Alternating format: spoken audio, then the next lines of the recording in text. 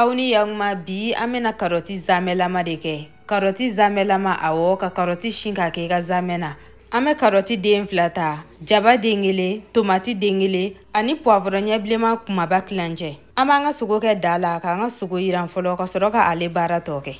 Ama nga sugo yiran na ere jina tulu ye, o kelen ko ame soro ka na tulu kala. Ame tulu kala ka yira una sa fa nyega bli. Amba to nga sugo nyega bli ne sabula ode ba to nga zame nye to benya.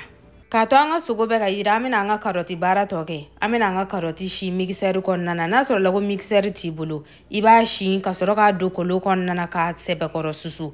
Ola abe nugu ko sebe abe ke na fe ya do mixer kon nana ka shi. Ni mixer anga na ke fa nugu wati mina. Ame na ke anga sugo ka soro ka fa na yiran ko sebe. Iba yiran de ko sebe de. A yiran tola ame koko kala ibe koko ko inge ka be ire saguma. Amba yiran futulu ka tika sanvelala. Agoni yiran ni be tanta do ninga aba kumbo. Nanga daira na kanya dore tulu yongole ya kan fambe fe. Ola amena jido ni jilitiri kele ni klai. O kele ko amen na fe mugu kala na fe mugu mimi soran yere bulo ola amba to isa ka tobi. Fo anga sugo ka mo ko sebe na yere ayi ka fo ka anga sugo mo na ko sebe. Anga malo inte dowere malo klanche ko amba ku ka je ka bugu. Akele ko dala amena dala magadoni. Nga ibi jodoni ka daji ka jigidonde. Ikana na ke jicha mambala.